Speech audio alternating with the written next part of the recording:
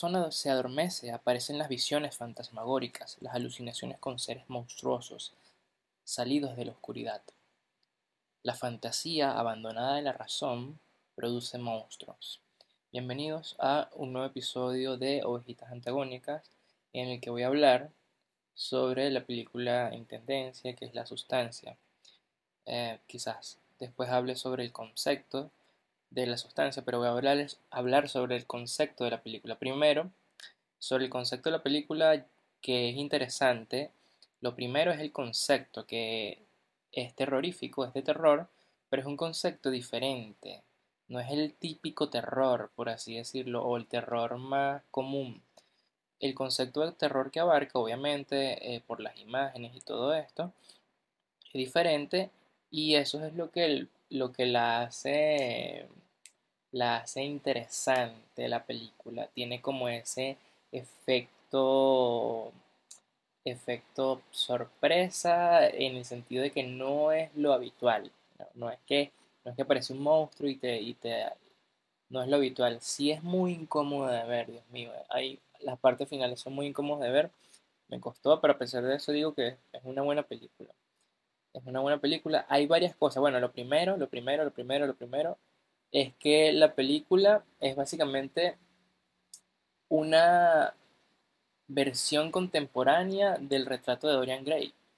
Es una versión contemporánea del retrato de Dorian Gray. Abarca prácticamente los mismos temas, quizás con mucha más, ¿cómo se dice esto? Mucha más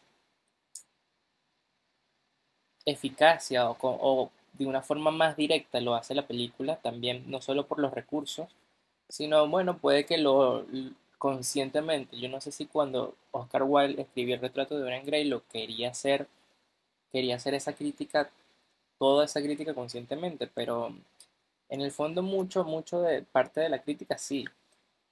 Dos cosas, en la película hay dos críticas y casi igual que en el retrato de Dorian Gray, que se puede abarcar de muchas formas, pero al igual que en la película y en el retrato de Dorian Gray, a ver, hay dos críticas fundamentales. Quizás la más superficial, que es importante también, pero no es tan profunda como la segunda crítica, que ya tiene que ver con algo más propio de la persona, de la conciencia. La primera crítica, que digamos que lo obvio, por así decirlo, por eso digo que es lo más superficial, pero igual es importante, es la crítica a la industria. Y eh, porque, bueno, hay una idea de industria y primero en la sexualización y digamos en esta idea que tiene la sociedad acerca de la belleza o de lo que es bonito, de, de cómo debe ser una mujer o cómo, sí, más que todo eso. Esa es la primera crítica, que es una crítica importante. Quizás, bueno, en algún momento se tiene que relacionar con la segunda crítica, que es la más intrincada, la más profunda y de hecho es la más fuerte, o sea, la más desgarradora. Es increíble. De hecho, la película es buena por eso, es muy buena por eso. Pero, obviamente, esta influencia del entorno es importante acotarla porque eh, de alguna forma repercute y es la semilla que, no es la semilla completamente, pero es parte importante de cómo la persona reacciona a eso, de cómo la persona reacciona a eso. ¿Qué sucede con el personaje principal, no? Em, Primero hay una idea, ¿no?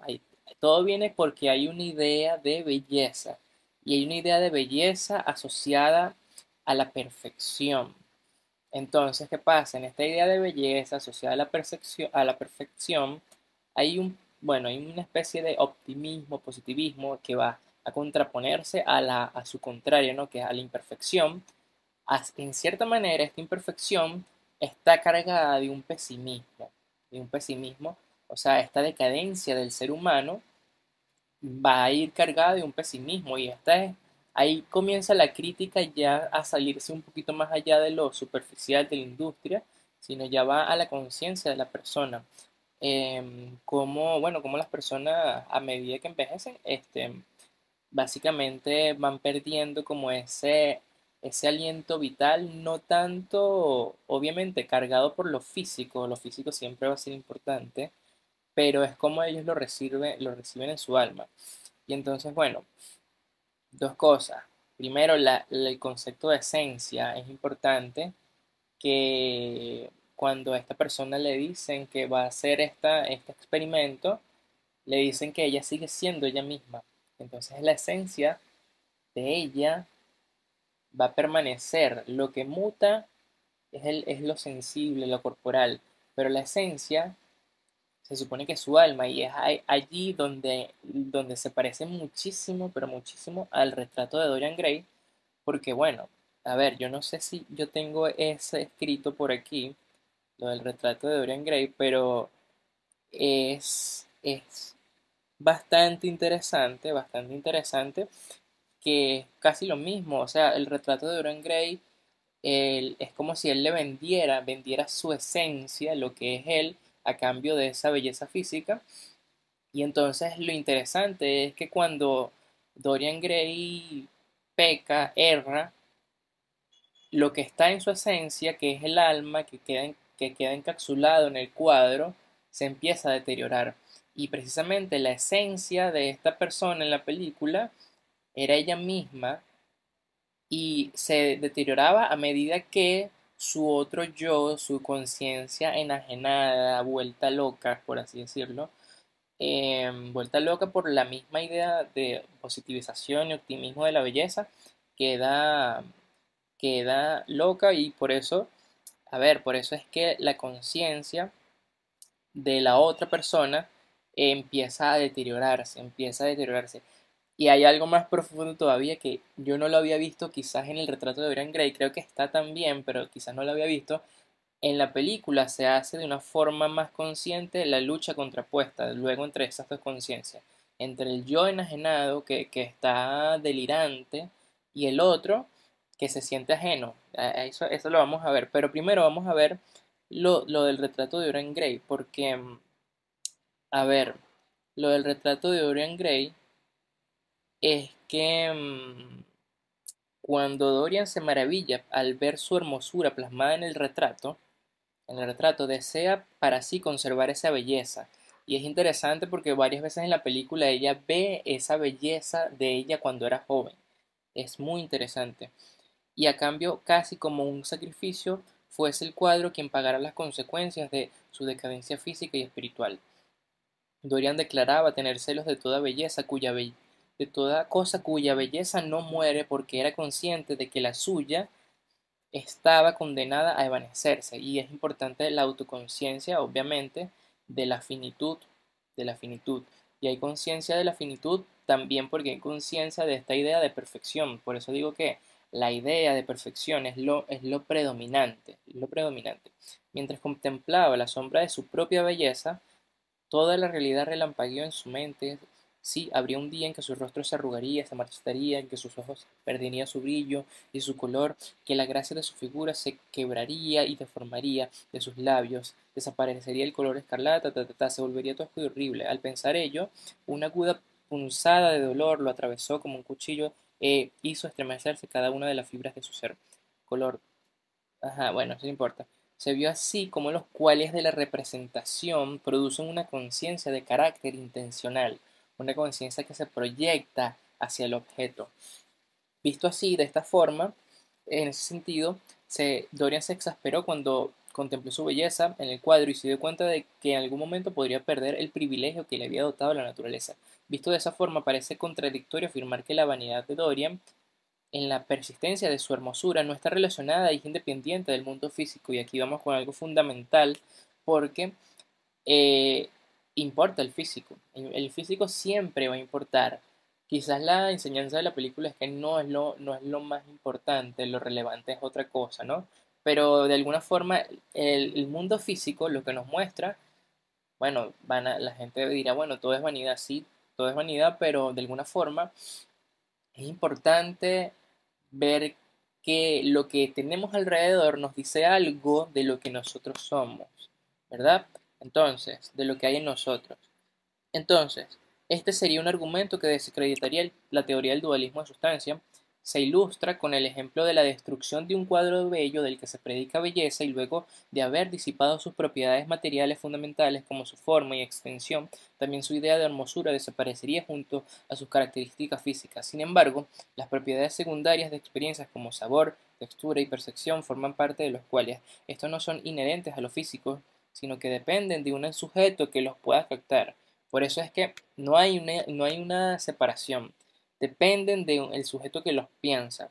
Pero el hecho de que un fenómeno como el color dependa de una causa física como la longitud de onda hace que ese fenómeno sea superficial y epifenoménico. Epifenoménico es que emerge de lo material, lo que significa que lo mental no es causalmente eficiente como si lo es la materia.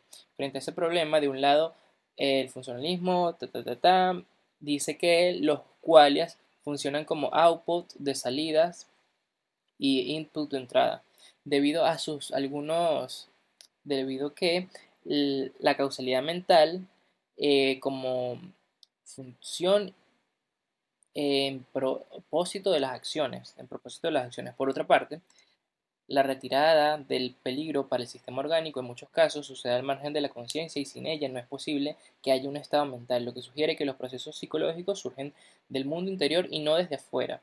Además, el modo en que cada cual representa los cuales en diferentes circunstancias cambia la vigencia cualitativa.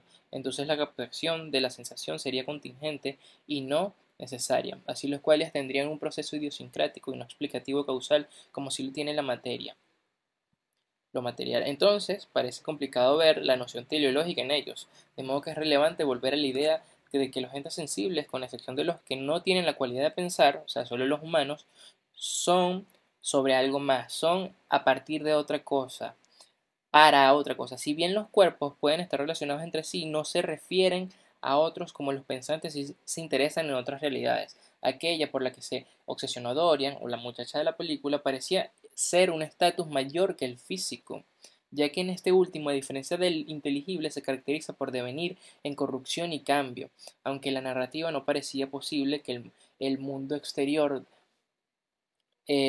sucediera eso en el mundo exterior. Wise sí lo posibilita como objeto de representación que subsiste, pero subsiste solo en el pensamiento. Ese es el problema.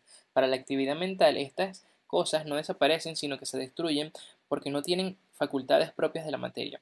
Esto es lo que Brentano define como la inexistencia intencional, pero también es similar a las propiedades que Descartes le atribuye a la res cogita, o sea, a la cosa pensante, inefable, intangible, indestructible e inmaterial. Estas dos últimas parecen las únicas que no se cumplen en la narración de Wilde, pues la belleza sí parecía prolongarse junto a la codiciada juventud de Dorian en su plenitud corporal, como había sido retratado al inicio. Es interesante analizar esta obra desde la filosofía de la mente, ya que el autor constantemente sugiere doctrinas contrapuestas como el dualismo de sustancia o el materialismo, que sostiene que la realidad es una y la física sobreviene sobre la materia. O sea, el alma sobreviene sobre la materia. El pecado es interesante, que es algo que los hombres llevan escrito en la cara, no se puede ocultar. La gente habla de esos vicios secretos. La gente habla a veces de vicios secretos. No existe tal cosa, sino que lo denuncian las arrugas. Y eso es lo que sucede con la muchacha de la película cuando ella infringe las normas, digamos, casi de la naturaleza, infringe las normas de la naturaleza, ella va perdiendo de sí misma, va perdiendo eso, va y se ve reflejándose en ella misma precisamente, porque eso es importante. Quizás en el cuadro se hace más patente este dualismo, ¿no? En el retrato de Dorian Gray se hace más patente como el dualismo entre el mundo inteligible que queda atrapado en el cuadro, no, perdón, el mundo inteligible, el mundo sensible que va a ser captado en el cuadro, su alma, bueno, es raro, porque el mundo inteligible del alma es lo que queda en el cuadro, pero al final es lo que se refleja sensiblemente. Por eso es que realmente sí hay una unidad, no hay una sustancia. Ahorita que no hay un dualismo. Ahorita que lo estoy viendo en el cuadro, no hay un dualismo de sustancia, sino que en el cuadro se hace patente esa unidad de lo sensible y lo inteligible, porque en el cuadro queda atrapado lo inteligible y se hace manifiesto sensiblemente por sus mismas características físicas. Entonces, allí se muestra cómo hay una unidad de eso. Luego en la película también se muestra la unidad, ya lo vamos a ver en la película. Una declaración similar de Lainis cuando dijo que no había nada en la mente que no se encuentra en el cuerpo y que por tanto un estudio sobre la mente tenía que versar sobre lo corporal. Sin embargo, lo que predomina en el retrato de Dorian Gray le hace una auténtica obra de arte en profundidad, que es la inexistencia intencional, la idea de que el alma del protagonista pudo ser capturada tangiblemente en el cuadro y ella mostraba aquel mundo insospechado para todos, menos para Dorian. Quizás eso es lo interesante, ¿no? Que al final de la película ya es para todos, pero durante toda la película ese mundo insospechado solo era para él y se veía sobre todo a lo largo de la película en la contraposición, en la lucha entre una conciencia, en la conciencia enajenada y en la otra conciencia que también queda enajenada porque se siente diferente al resto y hay muchas partes de la película en que es muy interesante algo, muy interesante cómo se da la unidad a tal punto de que a pesar de que las dos se odian, no puede destruir ninguna a la otra. Y a pesar de que una, que es la que predomina, la matriz, que es la que predomina, pudo destruirla, no la destruye. No la destruye, no la termina destruyendo. Sin embargo, lo que predomina en la idea intencional, en existencia intencional. Ciertamente el concepto de errar en sentido ético muestra ontológicamente imperfección y carencia, todo lo contrario de la plenitud de lo bello. La condición del ser humano, aún sin decantarse por ninguna doctrina, sigue siendo un abismo entre las ideas perfectas y eternas que desea alcanzar y su tendencia a estacionarse en la finitud. Parece que el dualismo de sustancia es notorio sobre la estructura de la realidad. Entonces, ¿qué sucede con esto? Posiblemente, claro, es que esta idea venía ya exacerbada por introyectos que habían sido dados a los personajes, sobre todo al personaje de la película y el retrato de Dorian Gray, esta idea de belleza. En el caso de Dorian Gray es el Lord Henry que le mete todos esos introyectos con ideas muy interesantes, ideas filosóficas, ligadas a esta idea de, bueno, la inexistencia intencional, la prolongación o también esto de, bueno, el pecar y todo esto. Esta idea queda allí plasmada y a partir de allí es que nace. Pero como se muestra, por ejemplo, en el retrato de Dorian Gray, que al final acaba mostrándose lo que sucedía siempre, que era la misma persona, solo que terminó el mismo, no el cuadro. Cuando apuñala el cuadro, se apuñala el mismo, se apuñala el mismo. Entonces, y que es lo mismo que sucede en la película. Cuando la muchacha por fin decide darse muerte, paulatinamente ella también se da muerte ella misma. Eso es interesante.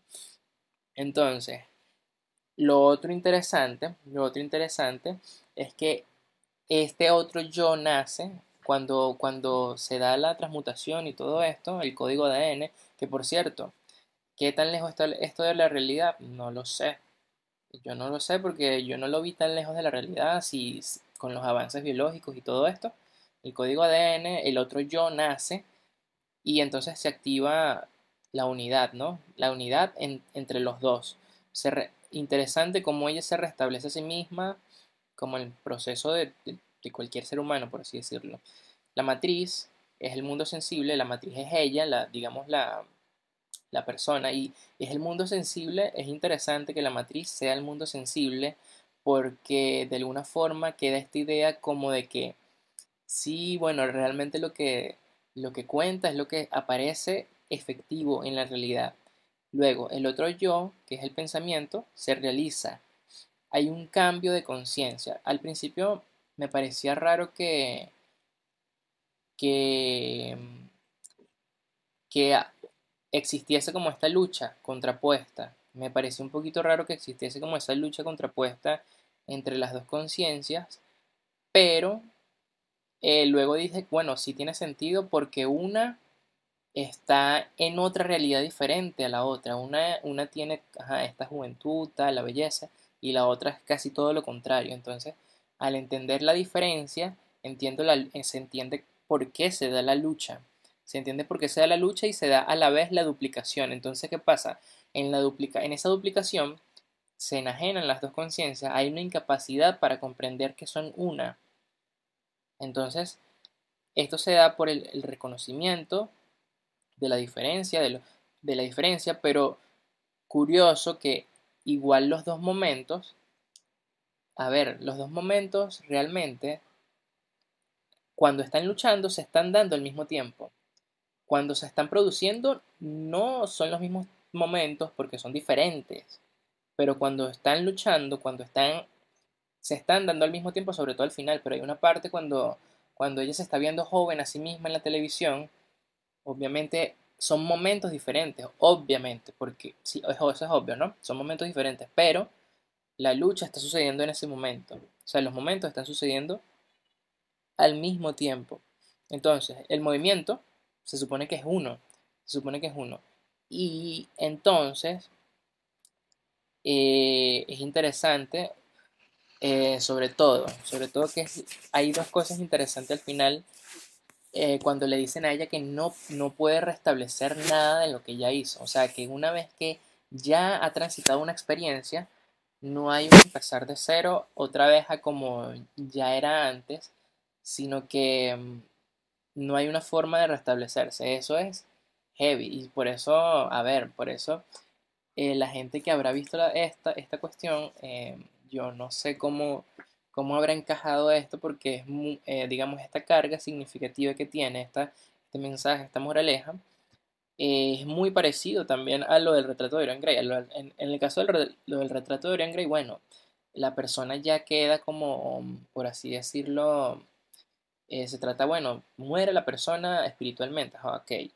Pero en este caso no solo es una muerte espiritual, sino es como si tuviera que morir y vivir al mismo tiempo. O sea, estar viva, pero sentirse muerta. Y esto es heavy, esto es heavy.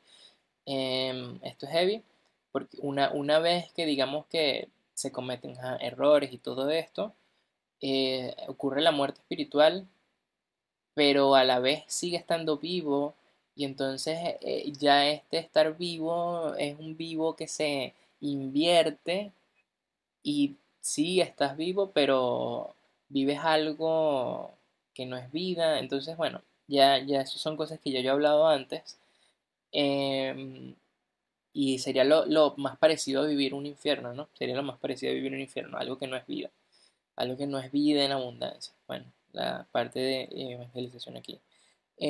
La parte final, y es muy interesante cómo ella sale al final con una careta, sale con una careta, esto es muy, muy bueno, porque ya vuelve otra vez a la crítica a la industria, sale con una careta, obviamente habla de falsedad y todo esto, de la apariencia, de lo que es superficial, y la careta con una sonrisa al público.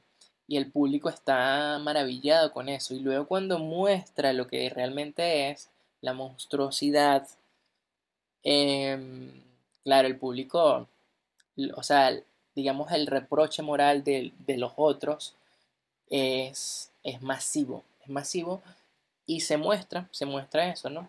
Se muestra, se muestra cómo todo se va a la conchinchina.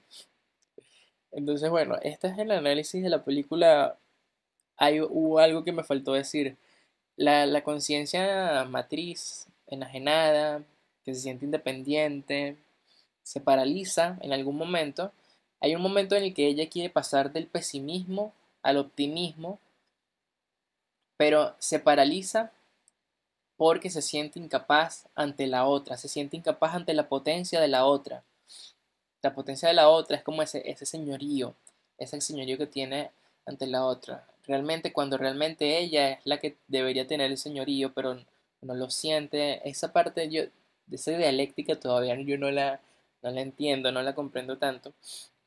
Pero bueno, el punto es esencial, es que, bueno, o sea, esta lucha de las conciencias contrapuestas es heavy esa lucha. Es heavy porque yo creo, yo diría que, que son los mismos, obviamente son los mismos, solo que al verse se traspapelan, o sea, se invierten los roles. Empieza el otro a ser el señor y el otro empieza a ser el esclavo. Y son los mismos porque obviamente sucede dentro de una misma persona.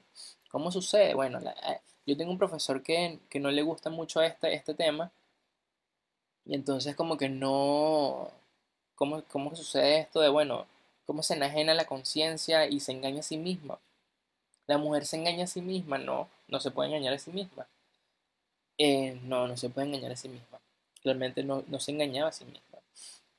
Pero como ella queda atrapada en este círculo y como ella queda atrapada en este círculo, ¿no? Y al final lo que queda al final es la persona, digamos, la persona, cuando sale al final la imagen de la actriz, sale la imagen de la actriz o el nombre de la actriz, la gente la va a recordar como era ella, ¿no? Como con su éxito, no va a recordar realmente su decadencia, porque a nadie le interesa la decadencia. Y quizás, no sé, quizás la crítica no va por ahí, pero podría verse desde ese lado, como que, bueno, a nadie le interesa lo feo, nadie se interesa por lo feo. Quizás una persona que es fanática de esto, de la fealdad, que le gustan estas cosas, que debe haber, yo no sé quién, pero debe haber, quizás la crítica la agarraría por ese lado. Bueno, la importancia de resaltar lo feo, pero sí podría haber por ahí, pero creo que la crítica no va tanto por ese lado. La crítica no va tanto por ese lado. Saben que había otra cosa, dos cosas importantes. Habían varias referencias en la película. Había una referencia en cuanto al fuego, que yo creo, vamos a buscar a las referencias rapidito aquí. Vamos a buscar las referencias a ver si salen. Pero en cuanto al fuego, lo más interesante de la película era el cambio. El cambio de la una a la otra. Siempre había un cambio, ¿no? ¿Qué sucedía? Creo que el conflicto se daba porque una de las dos no quería aceptar el cambio.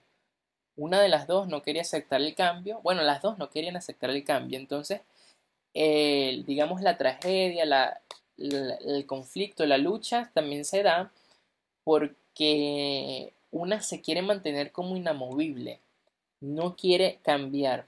Entonces, si no quiere cambiar, allí se da, se da el cambio, se da el cambio. Entonces, el fuego, a mí me parecía que el fuego tenía que ver con esto cambio. Bueno, de hecho, a ver, la idea filosófica de fuego tiene que ver con esta idea de cambio, de lo que va y viene, del devenir. El fuego es como que eso que surge y empieza a ser y puede dejar de ser. Y es lo que permite el ser y digamos lo que vuelve otra vez al ser, lo que deja de ser. Mira, pero no sale explícitamente, no sale explícitamente, no sale explícitamente algo acerca de las referencias. Vamos a ver. Luego había otra cosa con la cuestión de un motorizado, que eso sí yo no lo vi venir. Eso del motorizado no lo vi venir, lo del motorizado. Em, sí, no lo vi venir. No lo vi venir. No lo vi venir, no. Lo del motorizado no lo vi venir. Pero bueno, lo del fuego creo que tiene que ver con eso, con el cambio. Eh, sí, a ver, sí, claro, claro que sí. Claro que sí, obviamente ya está, la gente ya sabe, ¿no? El retrato de Dorian Gray, sí. Pero No vi venir lo del motorizado. Bueno, no creo que sea tan importante, ¿no? O sí. Em, pero está cool, está cool, está cool.